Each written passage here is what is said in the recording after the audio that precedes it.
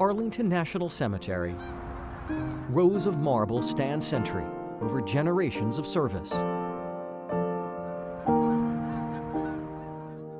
Etched into every headstone is a unique story, but there are few narratives as wedded to the beauty of devotion as that of John Earl Butler and his wife Margie, who was buried beside her husband of 45 years.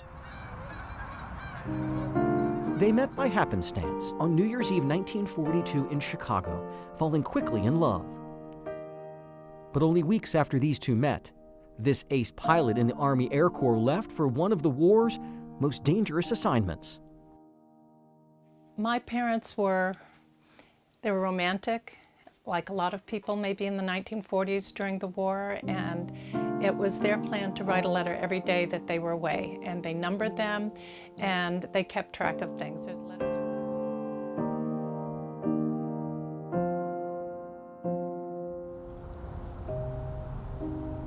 We're at Marcy Forrest's home in Chevy Chase, Maryland, because her parents' remarkable love story recently took an unexpected turn.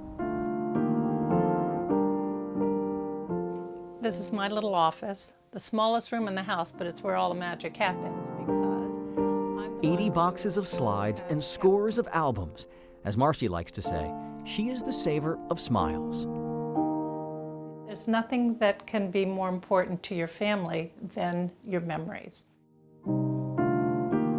Well, this family's archivist recently stepped back in time to relive turning points in her lineage, thanks to an incalculable coincidence that unfolded on Nancy Adams' kitchen table 3,000 miles away in Oregon. God works in mysterious ways. Yes. In January, Adams found this discarded box of letters near her apartment's trash bin. She called a reporter at our sister station K2 in Portland. There is a garbage chute in there. I'm surprised they just didn't pick it up and throw it down the chute. Yeah. This former member of the military realized that she had found a cache of letters written in the 1940s and 50s. This one was coming from Chicago, Illinois. It's from Mrs. John E. Butler. That would be Margie Butler, writing to her husband, Oh, wow. who went back then by his middle name, Earl. My darling Earl. Wow. You could tell she loved him because it's tons and tons and tons of letters. As it turned out, Margie Butler's son lost his mother's letters during a recent move in Portland. He was, of course, heartsick, embarrassed, felt guilty, didn't even tell us that they were lost. I'm kind of feeling excited. Find the family, give the stuff back to them. You know, it just makes me bubbly. A week later, those letters were in Marcy Forrest's living room in Maryland. This is the package. It's arrived from Portland. What she found inside Rip! Great. Okay, that was easy. included some of the missing pieces of her childhood. Okay. Wow. Over the next few hours, Forrest pored over a treasure trove of memories. Grandmother, great-grandmother. What was that? Great.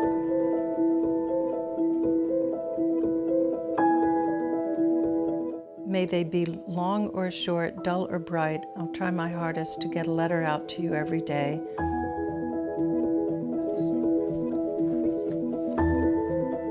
For 12 long years, during wars and conflicts from Europe to Southeast Asia, they penned some 400 letters.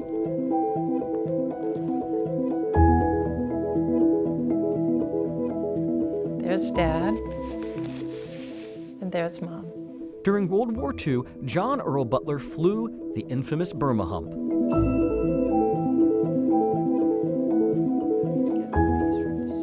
In case of a crash landing, his map was on silk. There's one side of the hump, Upper Burma. He ferried supplies to the Chinese over the eastern Himalayas, where we lost hundreds of planes and nearly 1,700 lives. For his valor, Butler was twice awarded the Distinguished Flying Cross. They would send out the planes about, half-hour intervals, and quite often the flight before him and the flight after him never came back. Butler returned home and started a family that blossomed. A few years later, this new father left again. November 16th, 1948. Dearest Earl, This time for missions in the Middle East. Nicosia, Dhahran. He would be gone for months. The day goes by pretty fast, but when that sun goes down, it's like my heart sinks with it, as such a longing for you comes over me. It makes me feel lonesome knowing you won't be coming home for dinner at this time, for a long time. While Marcy's younger brother was responsible for their mother's letters, she safeguarded her father's correspondence. What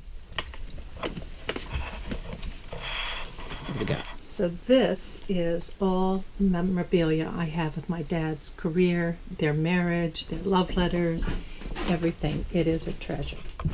75 years after her parents started corresponding, their daughter finally got to reunite those letters. October 22nd, 1943. Despite years of travail on the front lines of history, Now we hear firing almost constantly, day and night here. this normally quiet man never tired of expressing his love. I will soon be going to bed to spend another lonely night. I guess I will never get used to going to bed without you in my arms.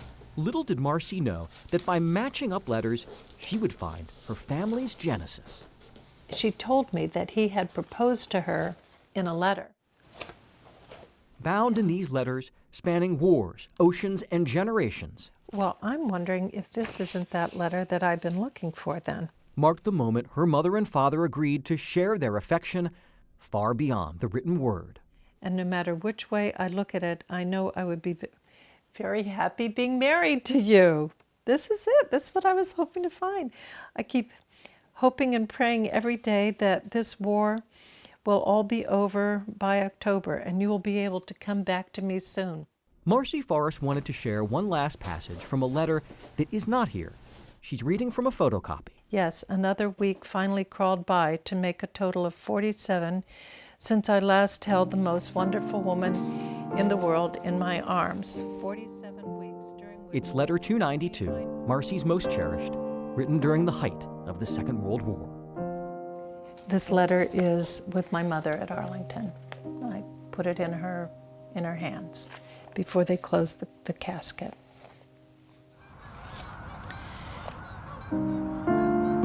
So we return to Arlington National Cemetery to witness a love timeless and true. John Earl Butler died in 1988 at the age of 70. After his wife passed away in 2010, their children decided to memorialize their parents' enduring commitment. Etched on her headstone, "My dearest Margie," the words that began so many of Butler's letters to his beloved. For ABC 7 Stories, I'm Jay Korff.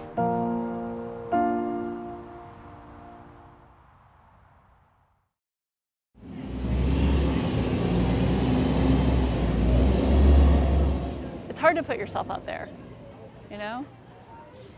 But if you don't put yourself out there, you're not living big.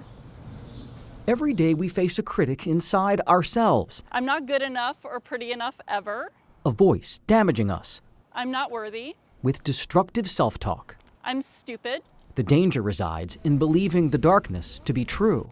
It's really to bring attention to, like, you have a choice over what you think, and what you think is what you become.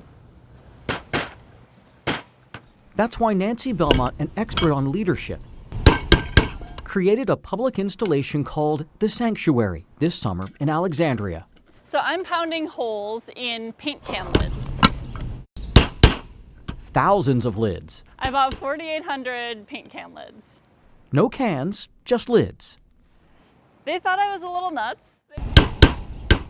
We're putting holes in them on either side of them so that they can be hung in the field behind us. She's driving holes into what used to seal in paint in order to open our minds. When we can start sharing what it is to be human, it gets easier to be human. You're welcome to come in. What color are you gonna go? I kinda wanna go white. You start by writing down, then throwing away a negative thought holding you back. So I'm gonna write that I'm scared to be myself. Sometimes I think that, overthink what people might think of me. So I'm I'm not confident enough to be who I am. Then you replace the negative thought with a positive mantra written on one of those lids. So being myself is all I need to be. All right, are we ready? Yeah. All right.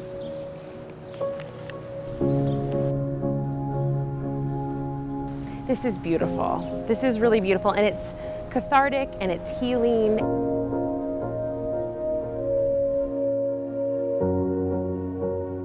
I like this one too, The World Needs Me. That one's pretty awesome. So you can't help but to get choked up.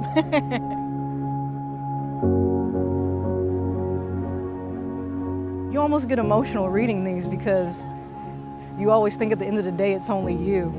But now coming here and looking at these mantras, like people have the same mantra almost as you do. I put I am worth it. At least at this time of my life, I want to know, am I worth it? Am I worth that next step? Or am I worth it to, do bigger and better things? It's always amazing to me when people share these deep pieces of themselves and have a moment. Like Larry Altenberg and his son Avery. So I wrote I'm a great dad because my negative thought was that I'm not necessarily a great dad. I always wonder if I'm doing the right thing for them, if I'm helping them be the best that they can be by being the best that I can be. Maybe Avery's mantra, I will help people, put his father's worry to rest. I like to help people in the world because if the world's great, then everybody can be happy. My kids surprise me all the time.